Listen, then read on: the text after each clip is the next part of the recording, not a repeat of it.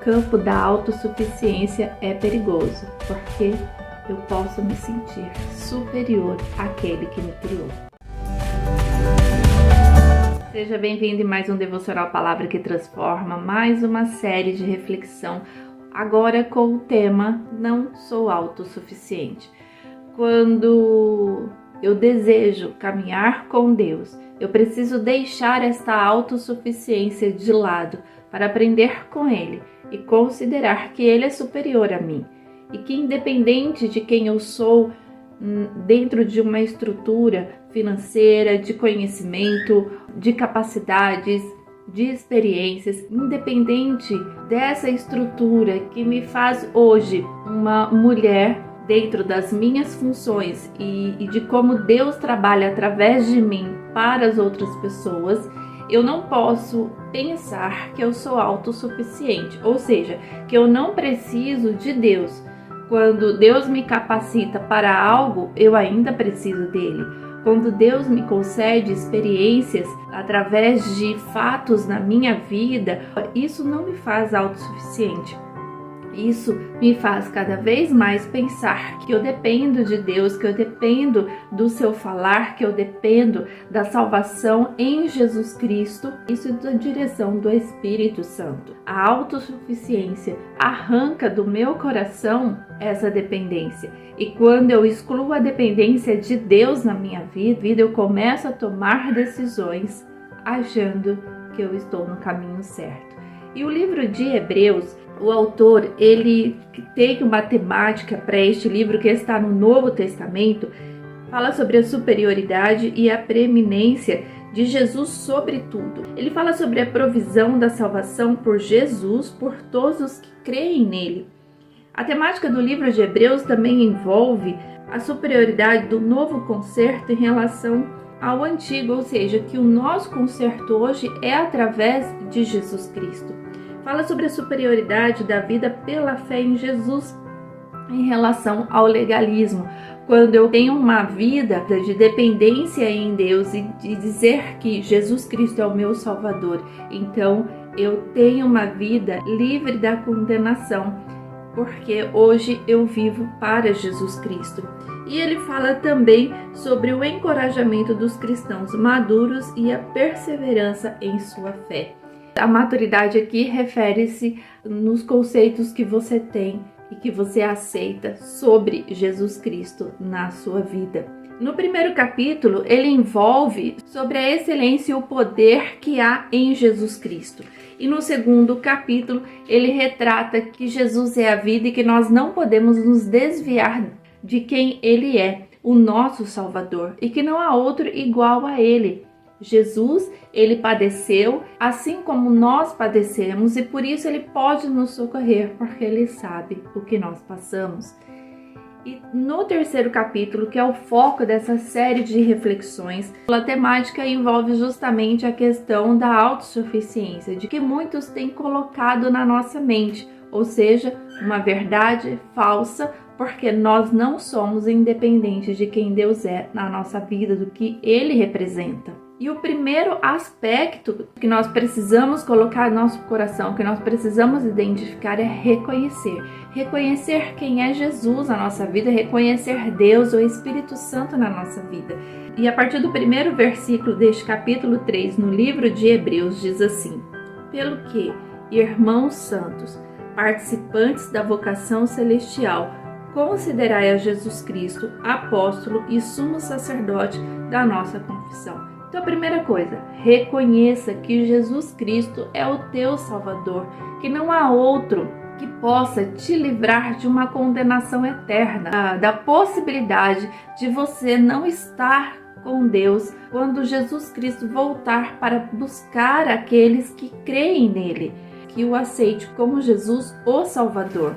Aquele que morreu na cruz pelos nossos pecados, nele estava imputado todos os pecados da humanidade, daqueles que viviam, daqueles que ainda estavam por vir. E ele ressuscitou ao terceiro dia, ele venceu a morte, vivo está à destra do Pai, e ele olha por nós, intercede por nós, mas para que nós tenhamos esta vida eterna, estejamos livres da condenação eterna devido aos pecados, nós precisamos crer quem é Jesus Cristo, o Salvador, o nosso Remidor, aquele que se entregou, um plano perfeito de Deus para a minha vida e para a sua vida. Se eu já tenho essa certeza, se eu já entendo, se eu já fiz essa confissão de fé de que Jesus Cristo é o meu Salvador, então eu preciso ser fiel a quem constituiu todas estas coisas. Então no versículo 2 diz assim: sendo fiel ao que o constituiu, como também o foi Moisés em toda a sua casa. Quem constituiu? Deus. Há uma função em Jesus Cristo como nosso Salvador, e quem constitui é Deus. Deus, o nosso Criador, que também constituiu Moisés, descrito no Antigo Testamento, como um líder para que o povo de Deus ficassem livre da escravidão que estavam no Egito. Então Moisés, escolhido por Deus para a libertação, também Deus como Jesus, como um libertador dos nossos pecados. É Ele quem nos livrou de todas essas coisas. Havia uma função para Moisés, há uma função para Jesus, há uma função para a minha vida e há uma função para a tua vida. Há algo de especial que Deus tem colocado na tua caminhada como função, seja você uma esposa, uma mãe, uma filha, uma profissional, uma gestora do lar, uma mulher escolhida por Deus para algo. E este algo é constituído por Deus. Se você se colocou debaixo da vontade de Deus, hoje você não é porque somente você desejou.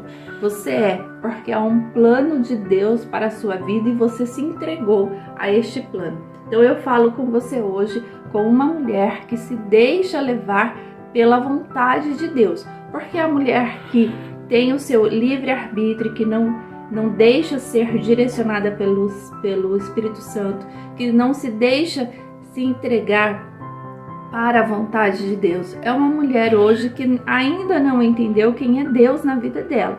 Se você é esta mulher, você precisa entender, você precisa orar ao Pai, você precisa se entregar a esta vontade, daquele que te constituiu, daquele que te criou, daquele que tem um plano perfeito para você. E no versículo 3 diz assim: porque ele é tido por digno de tanto maior glória do que Moisés. Ou seja, Jesus Cristo, com a função de libertador, é muito maior do que Moisés com a função também de libertador. Porque Jesus Cristo é o próprio Deus, o Deus que constitui todas as coisas, que tem planos para a libertação a todos, mas nós precisamos crer nessa libertação.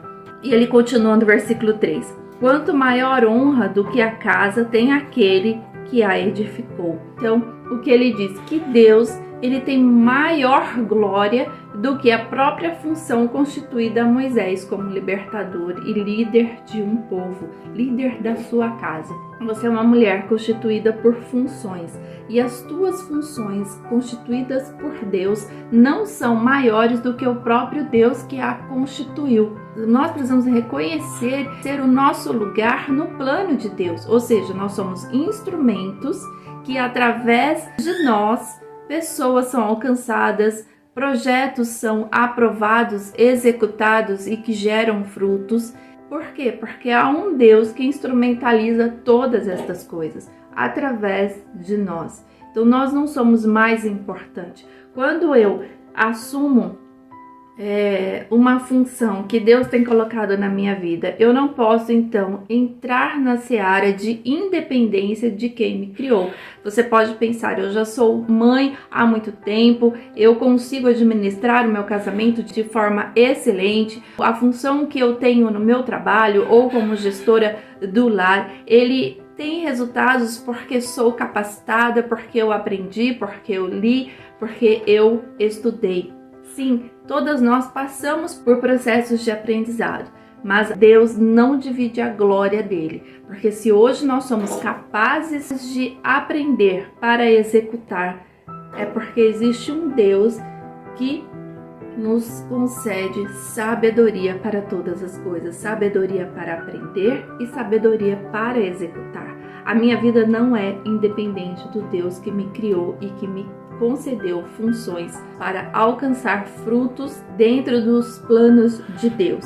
E continua no versículo 4, porque toda casa é edificada por alguém, mas o que edificou todas as coisas é Deus. Esta é a verdade que precisamos internalizar. E é por isso que muitas pessoas dizem uma frase automática: eu não mereço passar por isso. Por quê? Porque ela diz, a partir da capacidade que eu tenho, a partir do conhecimento que eu adquiri no decorrer da minha vida, a partir de tudo que eu tenho abdicado, tudo que eu tenho executado na minha vida, eu não mereço passar pelo desemprego, não mereço passar pelo desamor de um esposo, por exemplo, ou dos próprios filhos. Eu não mereço essa inimizade que aconteceu entre aquela pessoa que eu acreditava, aquela pessoa que eu confiava. Eu não mereço passar pela situação da qual eu estou. Por quê? Porque Deus me colocou com uma função e eu aprendi a executar essa função. Quando nós expressamos esta máxima, nós estamos declarando que Deus não está no controle da nossa vida e que Deus não é perfeito em sua inteligência. E isso não é verdade. Tudo está debaixo do controle de Deus. Então Deus nos capacita, Deus nos concede sabedoria, como concedeu a Moisés, por exemplo, um grande homem que liderou uma grande nação, um grande povo.